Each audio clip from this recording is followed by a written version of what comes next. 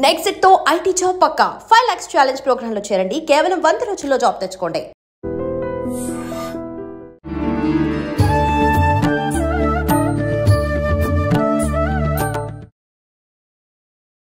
నమస్కారం, welcome to I dream. ధర్మ మార్గం కార్యక్రమానికి స్వాగతం. నేను మీ విజిత. ప్రస్తుతం మనతో పాటు ఉన్నారు ప్రముఖ జ్యోతిష పండితులు, ఆధ్యాత్మికవేత్త డాక్టర్ గుండపూడి శివ సుధీర్ శర్మ గారు. ఇప్పుడు గురుగారితో మాట్లాడి, దీపావళి అనగానే అందరూ కూడా దీపావళి అమావాస్య రోజు ఒక్కరోజు మాత్రమే లక్ష్మీ అమ్మవారిని పూజించాలని చెప్పి అనుకుంటూ ఉంటారు, పూజా విధానాన్ని ఆచరిస్తూ ఉంటారు. కానీ దీపావళి అనంటే 3 రోజుల పండగగా జరుపుకోవాలని చెప్పి ఆ పూజా విధానం కూడా మనం ఆచరిస్తున్నది కరెక్ట్ పద్ధతి కాదు. దానికి మనం అమ్మవారి అనుగ్రహం పొందాలి అంటే వేరే పద్ధతి ఉందని చెప్పి చెప్తున్నారు. ఆ పద్ధతి ఏంటో అడిగి తెలుసుకుందాం. 3 రోజుల పూజా విధానాన్ని ఆచరించి అమ్మవారి అనుగ్రహాన్ని పొందుదాం. నమస్కారం గురుగారు. శ్రీమాత్రే నమః. శ్రీ గురుభ్యో. గురుగారు, దీపావళి అనగానే అందరం కూడా ఒక్కరోజే జరుపుకుంటాం. కానీ మీరు చెప్పారు 3 రోజులుగా జరుపుకోవాలి అని చెప్పి, ముఖ్యంగా ధనత్రయోదశి అని చెప్పి, నరక చతుర్దశి, అమావాస్య రోజు 3 రోజులు. ధనత్రయోదశి అనగానే అందరూ బంగారం కొనాలి అని చెప్పి ఆలోచిస్తూ ఉంటారు. నిజంగా బంగారం కొనాలా? ఈ 3 రోజుల పూజా విధానం ఏ విధంగా ఉండాలి తెలియజేయండి. ముఖ్యంగా చెప్పాలి అంటే ధనత్రయోదశి, దాని పేరే ధనత్రయోదశి. బంగారం కొనాలి అనుకుంటే సువర్ణత్రయోదశి అని పెడతారుగా. అంతే కదా, అంతే కదా. స్వర్ణత్రయోదశనో సువర్ణత్రయోదశనో పెడతారు. ధనత్రయోదశి అంటే లక్ష్మీదేవికి ప్రీతికరమైనటువంటి రోజు అని అర్థం. ధనానికి మూలం ఎవరు? అమ్మవారు, లక్ష్మీ అమ్మవారు. ఇప్పుడు మనం బంగారం కొనుక్కోవాలన్నా ధనం ఉండాల్సిందే కదా. ముఖ్యంగా ధనం కావాలి. ధనానికి అధిపతి లక్ష్మీదేవి. కాబట్టి లక్ష్మీదేవికి పూజ చేయదగినటువంటి రోజు ధనత్రయోదశి. అంతేగాని అంటే బంగారం షాపులు వాళ్ళు ఉంటారు నాన్న, ఒక వ్యాపారం ఉంది, దానికి ఒక పబ్లిసిటీ ఇస్తాం, ఇచ్చి పలానా చోట పలానా దొరుకుతుంది, చాలా తక్కువ రేట్లో దొరుకుతుంది, వచ్చి తీసుకోండి అని చెప్తారు. అలాగే ఒక కుటిలమైనటువంటి ఒక తంత్రంతో ప్రారంభమైనటువంటివి 2 తిథులు ఉన్నాయి సంవత్సరం మొత్తం మీద. ఒకటి అక్షయ తృతీయ, ఆ రోజు బంగారం కొనాలి. అలాగే ధనత్రయోదశి, ఈ రోజు బంగారం కొనాలి. లేనిపోని ఒక విధానాన్ని జనాల మైండ్లోకి జొప్పించి ఇంజెక్ట్ చేసి ఇదే చెయ్యాలి అనేటువంటి ఒక నియమంలాగా, ఒక సంప్రదాయంలాగా, ఇదే ధర్మం, ఇదే శాస్త్రం అనేటువంటి ఒక స్టాంప్ గుర్తుపడేశారు దాని మీద. అవును, అంటే ఇది శాస్త్ర ప్రకారం లేదు, ఎక్కడా లేదు. ఓ మాట చెప్పాలంటే ఇప్పుడు ధనత్రయోదశి రోజున, అక్షయ తృతీయ రోజున ఎవరు బాగుపడతారు బాగా? షాప్ వాడు, బంగారం షాప్ కదా. ఇప్పుడు బంగారం కొనటం వల్ల మనం బాగుపడుతున్నామో వాళ్ళు బాగుపడుతున్నారు? ముఖ్యంగా వాడే బాగుపడతాడు. కొనాలి కదా అని చెప్పి లేనిపోయిన ఆర్భాటాలకు పోయి అప్పులు చేసుకునే వాళ్ళు కూడా ఉంటారు కదా. కరెక్ట్ పాయింట్కి వచ్చాను నా. అప్పు చేసి బంగారం కొంటాం. 1 లక్ష రూపాయలు అప్పు చేసి బంగారం కొన్నాం. 1 లక్ష రూపాయలకి ఇంట్రెస్ట్ కట్టాలి. అంతే కదా. దీంట్లో 1 లక్ష రూపాయలకి ఒకప్పుడు ఒక కంసాలి అతని దగ్గరికి వెళ్ళి, విశ్వబ్రాహ్మణ దగ్గరికి వెళ్ళి బంగారం ఇచ్చి తయారు చేయండి అంటే ఇంత తరుగు పోతుంది, ఇంత కూలి అవుతుంది అని ఈ మోడల్ కావాలంటే తయారు చేసి ఇచ్చేవాడు కదా. ఇప్పుడు డిజైన్కి 5-6 లక్షలు, అంతే, తరుగు 2-3 లక్షలు, జిఎస్టీలు, మళ్ళీ జిఎస్టీలు, ఇవన్నీ పోతే 1 లక్ష రూపాయలు బంగారంలో మనకి వాల్యుబుల్గా వచ్చేది 70,000 రూపాయల బంగారమే. అంతే. మిగిలిన 30,000 రూపాయలు జిఎస్టీ, మేకింగ్ ఛార్జెస్, దాని మోడల్కి, అలాగే తరుగు, స్టోన్స్, ఇవన్నీ పోయేసరికి ఎంత అవుతున్నాయి మనకి? చివరికి 70,000, 60,000 రూపాయల బంగారం మాత్రమే మన చేత చిక్కుతుంది. 1 లక్ష రూపాయలు అప్పు తీసుకొచ్చి వడ్డీ కట్టి 2 రూపాయల వడ్డీనో 3 రూపాయల వడ్డీనో కట్టి తీసుకొని వస్తాడు. తీసుకొచ్చి బంగారం తెస్తాడు. తెచ్చిన తర్వాత అప్పు తీరకపోతుంటే ఏం చేస్తాడు? మళ్ళీ బంగారాన్ని మళ్ళీ దానికి హిందీ భాష నేర్పిస్తాడు తప్పనిసరిగా కదా. భాష నేర్చుకోవడానికి వెళ్ళాల్సిందే మళ్ళీ. అది అక్కడికి వెళ్ళినప్పుడు అక్కడ ఇంట్రెస్ట్ కడుతున్నాడు. అక్కడ ఈ 60,000 రూపాయల బంగారానికి వాళ్ళు ఎంత ఇస్తారు? 40,000 మాత్రమే ఇస్తారు. 1 లక్ష రూపాయలు అప్పు తీసుకొచ్చి 40,000 వెనక్కి కడితే మిగిలిన 60,000 రూపాయలకి ఇక్కడ ఇంట్రెస్ట్ కట్టాలి, ఇక్కడ ఇచ్చిన 40,000 రూపాయలకి ఇంట్రెస్ట్ కట్టాలి. దానివల్ల అసలు కొంటాను దేనికి? ఇంకా తీసుకొచ్చిన తాకట్టు పెట్టుకోవాల్సిన పరిస్థితి ఉంటే కొనాల్సిన అవసరం ఏముంది? అప్పు చేయాల్సిన అవసరం ఏముంది? ఇక్కడ బాగుపడేది మనం కాదు, బంగారు షాపులు వాళ్ళు. వాళ్ళు కోపం వస్తే రావచ్చు కాక నా మీద. ఇది ఒక శాస్త్రం. తప్పనిసరి కొనాలి, కొంటే మళ్ళీ బంగారం కొంటారు అనుకునేటువంటి స్టేజ్లో జనాల్ని బాగా మెస్మరైజ్ చేసి పడేశారు, మెంటల్గా ఫిక్స్ చేసేసారు. మావిడ కూడా అనేది, ఏమంటే 1 గ్రామన కొనాలండి, ఏదో కొనుక్కొచ్చుకుంది పదండి, నీకేమైనా పిచ్చా? అన్ని తెలిసిన వాళ్ళనే కొనమని అడుగుతున్నారు. నీకు అది పిచ్చి అసలు. ఇప్పుడు బంగారం కొంటే ఇంకా రేట్లు పెరుగుంటాయి. ఈ టైంలో అందరూ కొంటారని పక్కా పెంచుతారు. రేట్లు తగ్గినప్పుడు కొనుక్కో కావాలంటే బంగారం. నీకు బంగారమే కావాలనుకుంటే ఇప్పుడు గ్రామ్ కొనేది అప్పుడు 2 గ్రాములు వస్తుంది, కొనుక్కోవచ్చు. లేదు మనకు తెలిసిన వాళ్ళ దగ్గరికి వెళ్ళి చక్కగా తయారు చేయించుకో, వాళ్ళ దగ్గర తక్కువ వస్తుంది, ఇంకా మనకి వేస్టేజ్ తక్కువ పోతుంది. అరే మన వాళ్ళు 10 సార్లు ఒకే అతని దగ్గర పోయి చేయించుకుంటూ ఉంటే వేస్టేజ్ తక్కువ తీస్తాడు, నమ్మకంగా ఉంటుంది. 10 గ్రాములకు 1 గ్రాము తీసేవాళ్ళు 8% తీసుకుంటాడు, 7% తీసుకుంటాడు. దాంట్లో డిజైన్ తక్కువ ఉంటే 5%కే కూడా చేయొచ్చు మనకి తెలిసిన వాళ్ళైతే. నువ్వు బయట ఎక్కడో షాపుల్లో పోయి వాళ్ళ ఛార్జీలు, జిఎస్టీలు, అవి ఇవి ట్యాక్స్లు మొత్తం కట్టి తెచ్చుకునేసరికి నీకు వచ్చేసరికి ఇంతే వస్తుంది. ఇదే ₹1,00,000 పెట్టుకుంటే బయట నీకు కనీసం 90,000 రూపాయల బంగారం నీ చేత చిక్కుతుంది. 10,000 రూపాయలు వేస్టేజ్ పోయినా అక్కడికి పోతే నీకు 60,000, 40,000 రూపాయలు బంగారం తప్పితే వేరే ఏం రాదు. మళ్ళీ అక్కడికి వెళ్ళి మార్చుకుంటేనే నీకు అదే ఎత్తు బంగారం ఇస్తాడు, మళ్ళీ ఇంకో చోట ఇవ్వడు. అదే మనం బయట తయారు చేయించుకుంటే నువ్వు అమ్ముకున్నా, తాకట్టు పెట్టుకున్నా, ఏం చేసుకున్నా దాని వాల్యూ దానికి ఉంటుంది. ఇంకా బంగారం రేటు పెరుగుతుంటుంది కాబట్టి ఇంకా నీకు ఎక్కువే వస్తుంది. అలా చేయించుకోమని చెప్పి నేను సలహా ఇచ్చేవాడిని. దాంతో ఏంటంటే ఎక్కువగా జనాలందరికీ బంగారం కొనాలి కొనాలి కొనాలి. అసలు ఈ మాట పిచ్చి మాట. ధనత్రయోదశి నుంచి ఒక 3 రోజులు పండగ. మనకి దీపావళి పండుగ ఏం చేస్తాం, దీపావళి ఒక్కరోజు చేస్తారు చాలామంది, లేదా నరక చతుర్దశి కూడా కలుపుకుంటారు.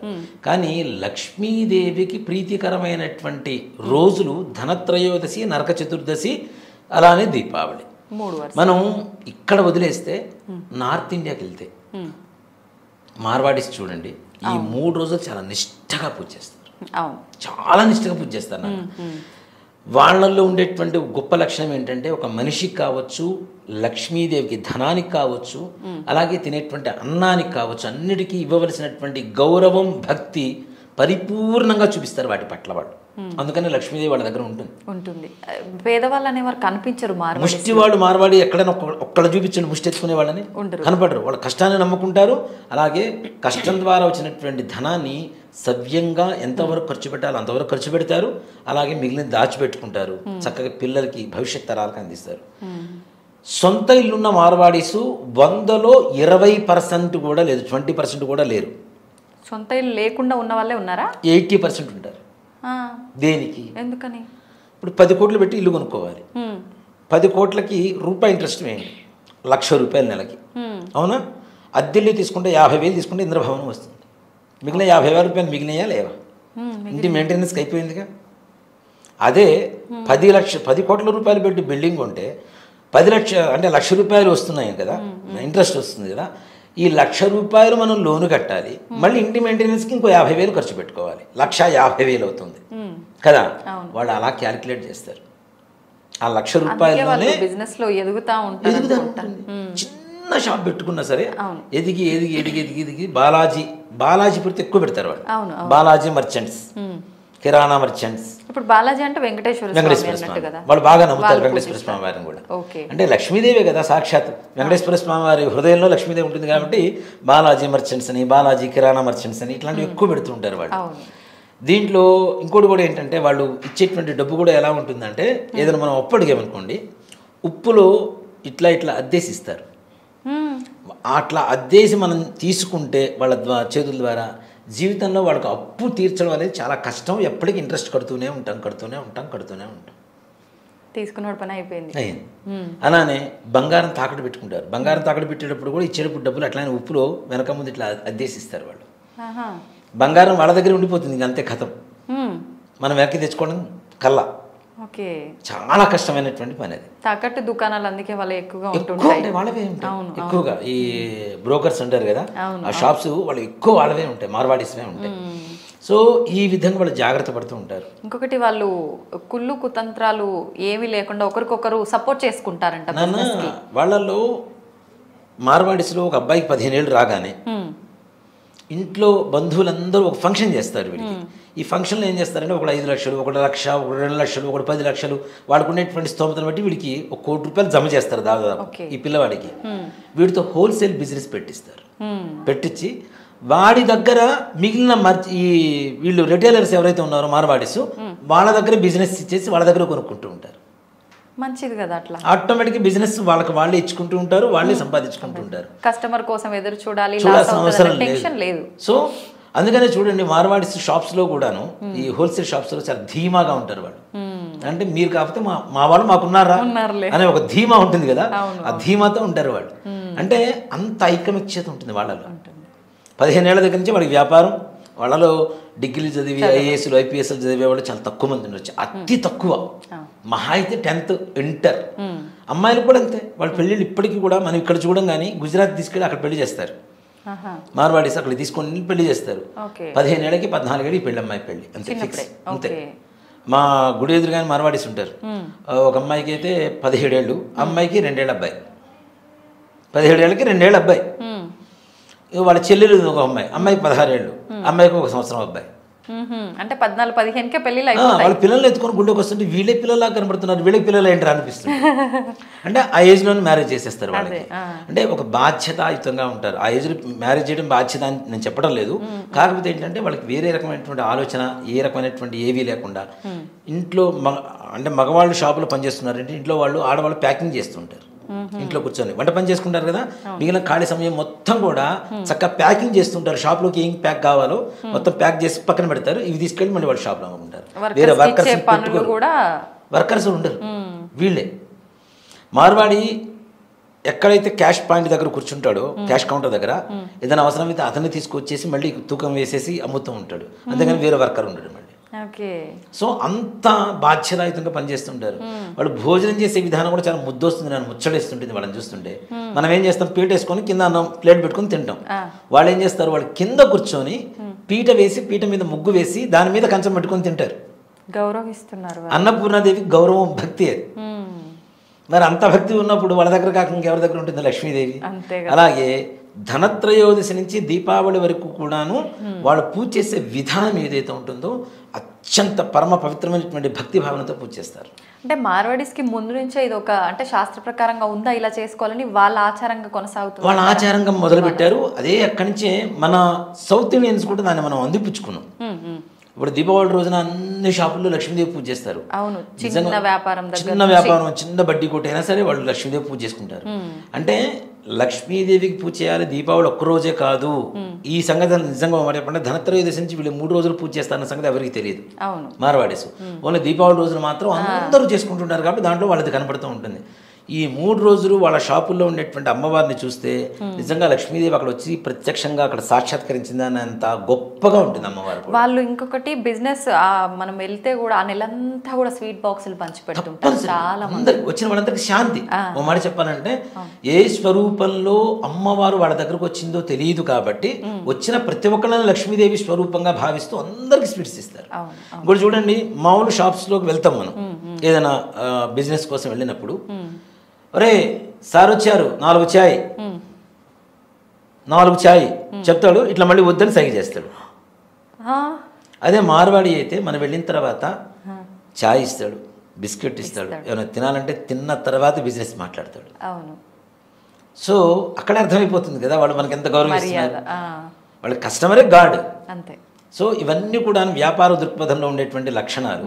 రీసెంట్గా మేము ఒక షాప్కి వెళ్తే కూడా చెల్లె నేను మార్వాడీస్ గోల్డ్ షాపు, మిగతా అన్ని షాపులు తిరిగినాం. మేము అడిగేదాకా కనీసం మంచినీళ్ళు కూడా ఇవ్వలే. వాళ్ళు మాత్రం కచోరీ, జ్యూసా, కాఫీ అడిగి జ్యూసు అన్నీ తీసుకొచ్చి తిన్న తర్వాత చూపించడం స్టార్ట్ చేసారు. అది వ్యాపార దక్షత. ఆటోమేటిక్గా మీరు 2 షాప్కి వెళ్తారు రెండోసారి లేదు, చూడాలనిపిస్తుంది. వ్యాపార దక్షత. మన వాళ్ళేమో అతి తెలివి అనమాట. 4 చాయ్ ఈ టెక్నిక్ నాకు తెలియదు. చాలా చోట్ల చూస్తుంటాను నేను. చాలా చోట్ల చూశాను. అరే సార్ కూల్ డ్రింక్ రా, మనం చూడం మళ్ళీ ఈ చేయి కూడా అమ్మ చెప్తున్నారులే అనుకోని మన పని చూసుకుంటాం. అంటే చెబుతున్నప్పుడు మనకే కదా అని మనం ఇట్లా చూడలేం కదా, తల దించుకొని ఫోన్ చూసుకోవడమే ఎదురు చేస్తూ ఉంటాం. ఈ గ్యాప్ లో వాళ్ళకి వద్దని చెప్పేస్తారు. వాడు వచ్చేసరికి లేట్ అవుతుంది, మనం అంతసేపు వెయిట్ చేయం, బిజినెస్ చూసుకుంటాం, వెళ్ళిపోతాం. ఈ రకమైన టెక్నిక్స్ కూడా చాలా మంది దగ్గర ఉన్నాయి.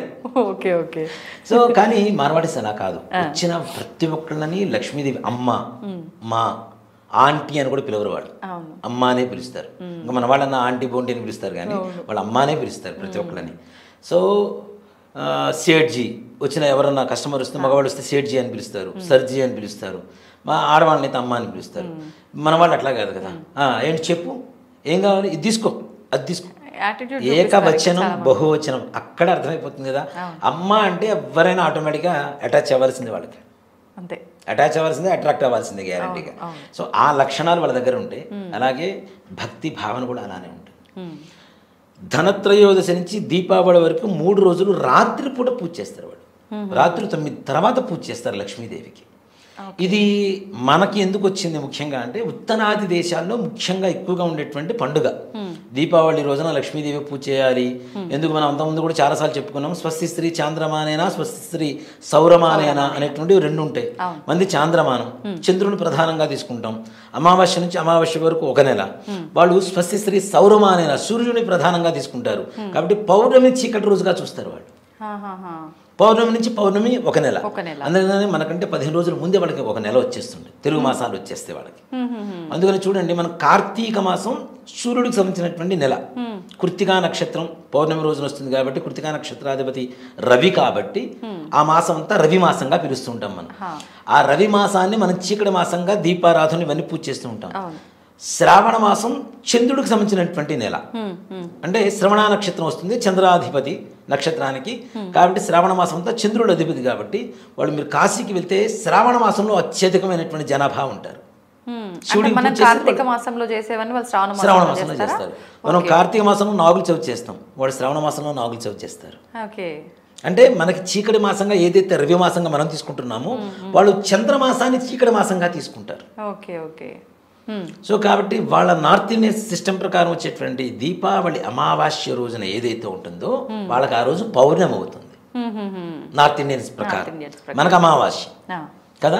ఈ దీపావళి రోజున లక్ష్మీదేవి పూజ చేయటం ఈ 3 రోజులు అనేది విధి విధానంగా చేసుకుంటే బంగారం ధనత్రయోదశి కాదు, ఏ త్రయోదశి రోజు కొన్నా కూడా కొనుక్కుంటూనే ఉంటారు. అలాంటి పరిస్థితి లక్ష్మీదేవి మనకు అనుగ్రహింపజేస్తుంది. కానీ బంగారం కొనుక్కొచ్చుకొని ఎంతసేపు బంగారం కొనడానికి శ్రద్ధ చూపిస్తున్నాం కానీ లక్ష్మీదేవికి పూజ చేస్తే మనం బంగారం అపారమైనటువంటి కుబేర్లు అవుతాం అన్న ఆలోచన మాత్రం ఎవరికి ఉంటుందా?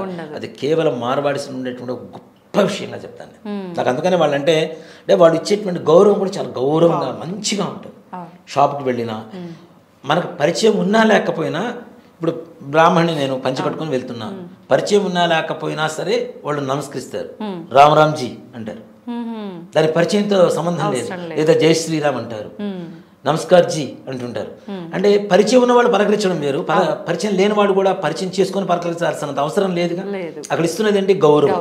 ఆ వృత్తికి, ఆ వ్యక్తికి ఇస్తున్నటువంటి గౌరవం ఏదైతే ఉందో ఆ గౌరవం వాళ్ళ దగ్గర ఎక్కువగా ఉంటుంది. అలాగే భక్తి భావన, గౌరవం లక్ష్మీదేవి అంటే చాలా విశేషంగా చూపిస్తారు. కాబట్టి ధనత్రయోదశి రోజున రాత్రి 9 గంటలకి పూజ ప్రారంభించండి లక్ష్మీ అమ్మవారికి.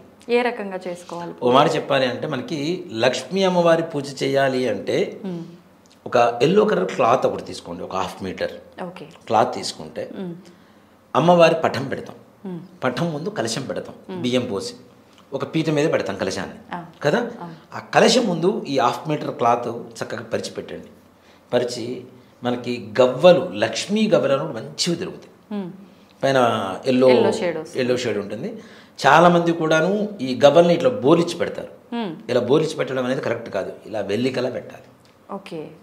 ఆ పగిలిపోయినటువంటి మధ్యలో గ్యాప్ ఉండేటువంటి ఇది ఉంటుంది కదా, అది ఇలా వెల్లికలా పెట్టాలి. అలా ఒక 21 గవ్వలు తీసుకోండి.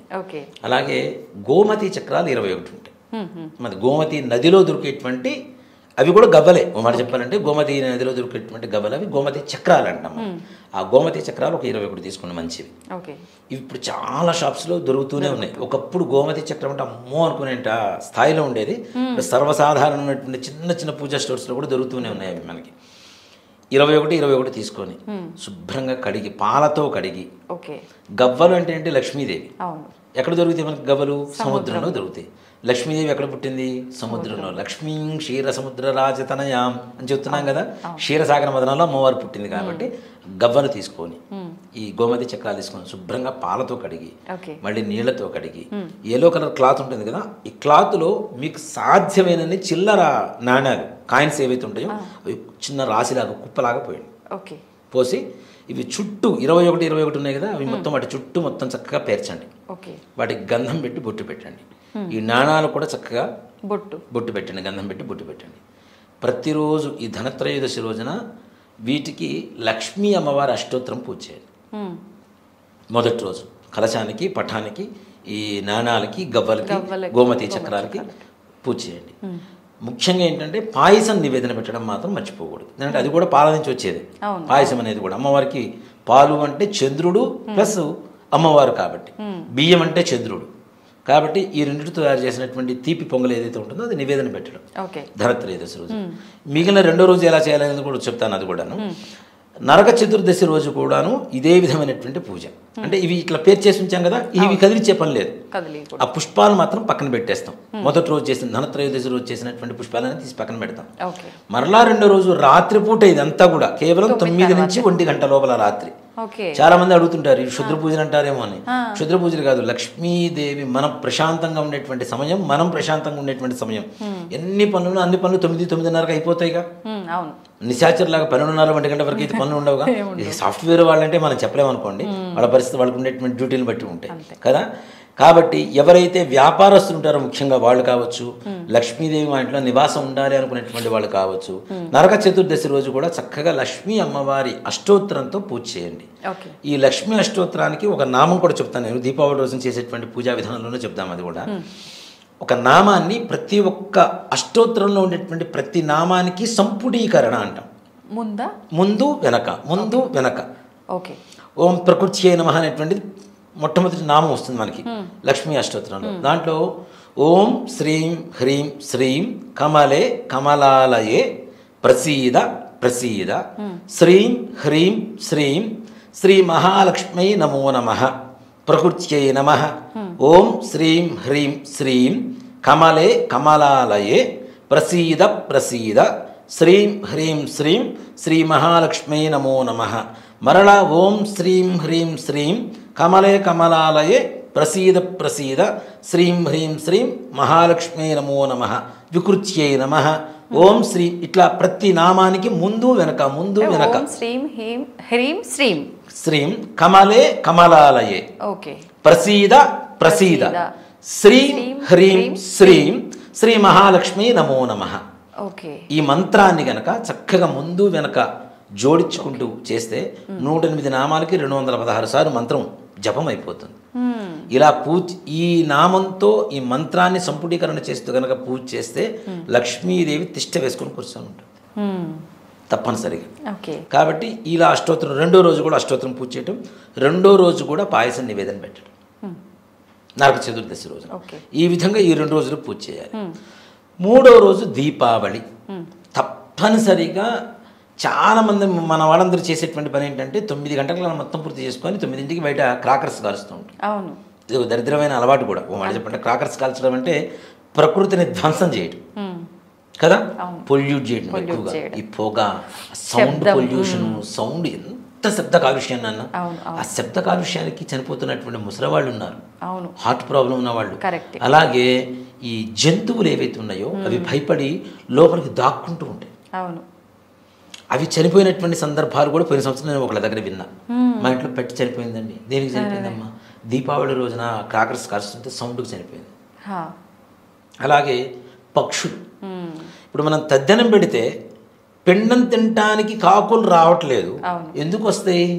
మనం పెడుతున్న శబ్ద కాలుష్యం ఎంతలా ఉంది. మొత్తం ఎగిరిపోయి ఎక్కడెక్కడో అడవుల్లో పోయి దాక్కుంటున్నాయి అవి కూడా.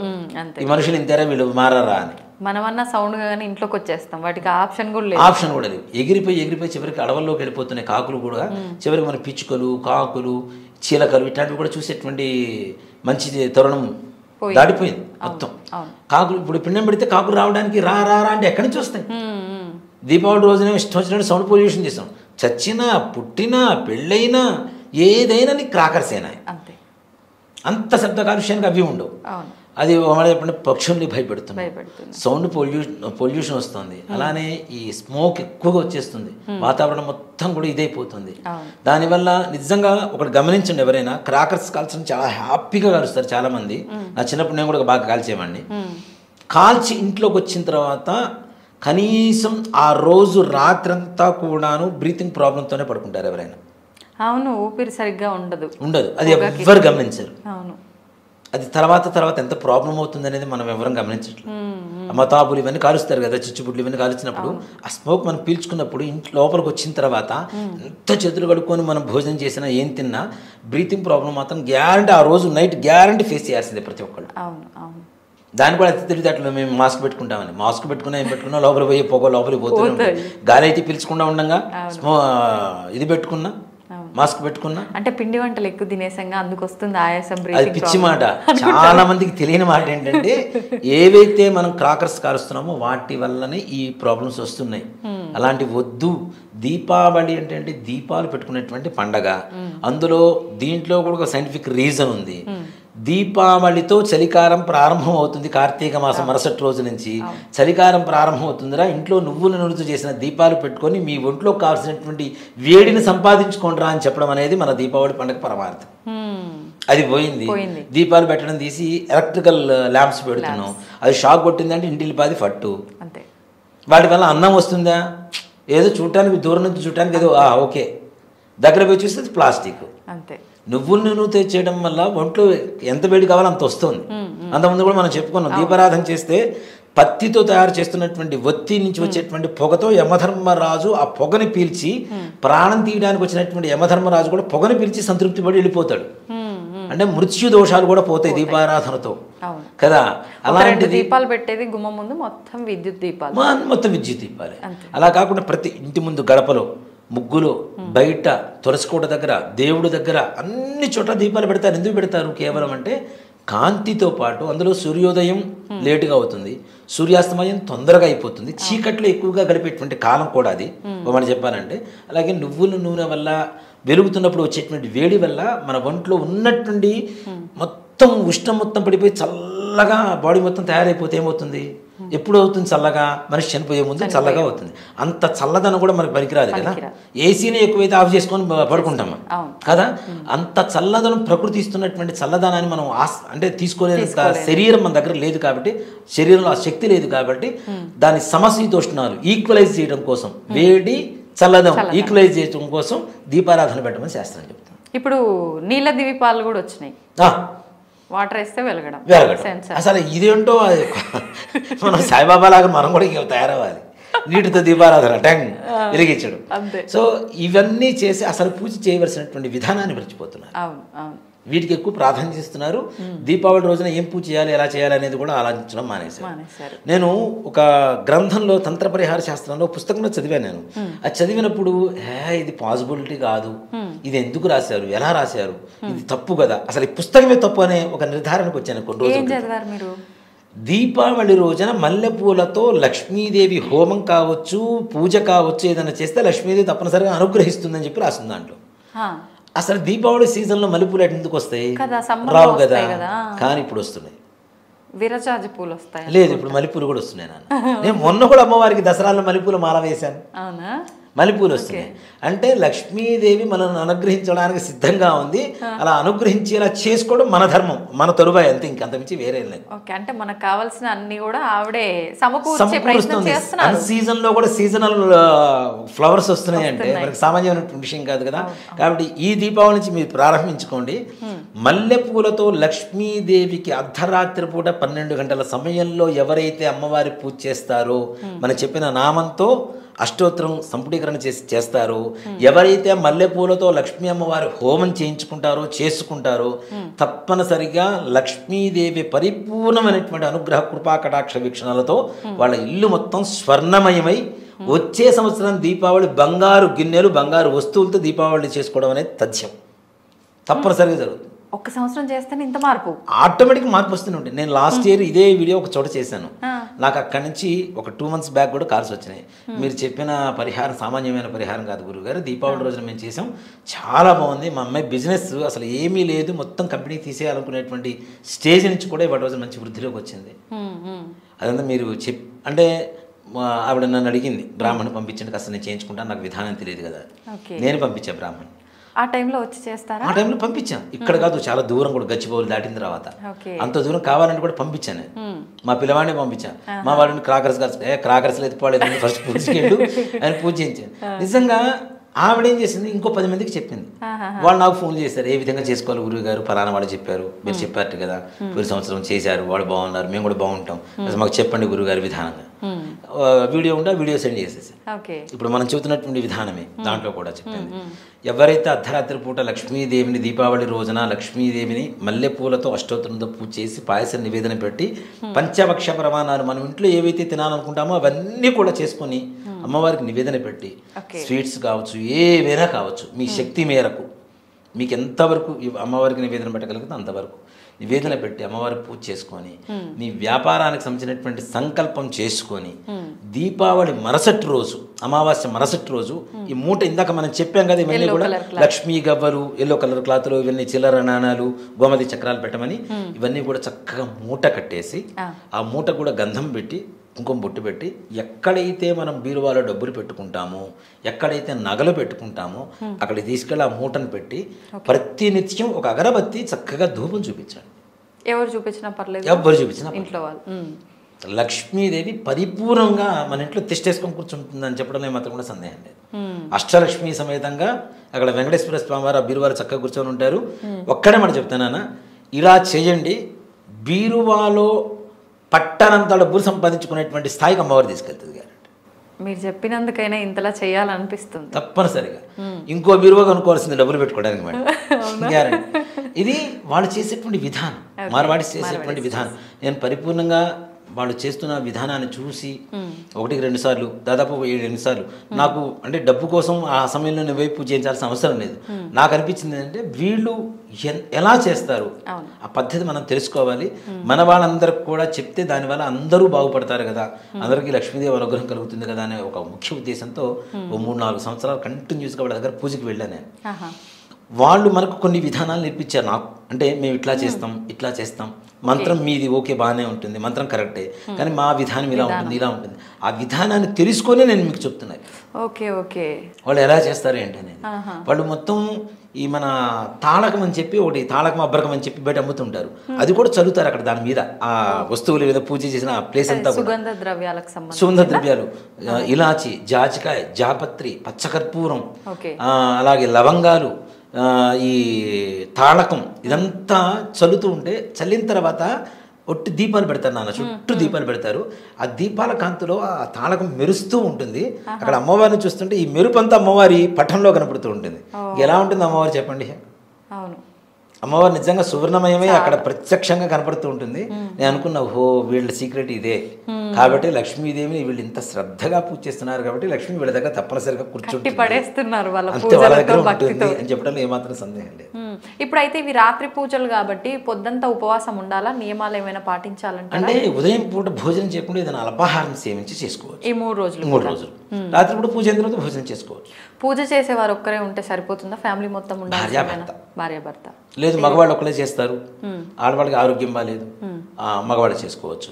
లేదు ఆడవాళ్ళే చేస్తారు, మగవాళ్ళకి ఆరోగ్యం బాగాలేదు, వాళ్ళు ఊళ్ళో లేరు, ఆడవాళ్ళైనా చేయొచ్చు. దాంట్లో వాళ్ళు వీళ్ళు చేయాలంటే ఏమీ లేదు. ఎవరైనా లక్ష్మీదేవి అనుగ్రహం కోసం ఆడవాళ్ళు మగవాళ్ళు ఇద్దరు చేయవచ్చు. ఇప్పుడు భర్త లేని స్త్రీలు పూజలు ఆచరించవచ్చు? వాళ్ళు చేయరు సామాన్యంగా ఆ సమయంలో, సువాసినులు మాత్రమే చేయగలదు. ఇప్పుడు వాళ్ళ పిల్లలు ఉంటారు, పెళ్లిగారి పిల్లలు ఉన్నా సరే వాళ్ళతో అయినా చేయించుకోవచ్చు. అంతేగాని వాళ్ళు సువాసన, పూర్వ సువాసన అంటే వాళ్ళని నేనేం చెడుగా అంటలేదు. నిజంగా మాట చెప్పండి, మాతృస్వరూపం అమ్మవారు, వాళ్ళకు కూడా అమ్మవారి స్వరూపంగానే భావించాలి. అమ్మ ఎప్పటికీ అమ్మే కదమ్మా. ఇప్పుడు పసుపుంకాలు ఉన్నంత మాత్రాన అమ్మ ప్రేమ ఉంటుంది, అవి లేకపోతే అమ్మ ప్రేమ మన మీద తగ్గిపోతుంది చెప్పడానికి ఏం లేదు కదా.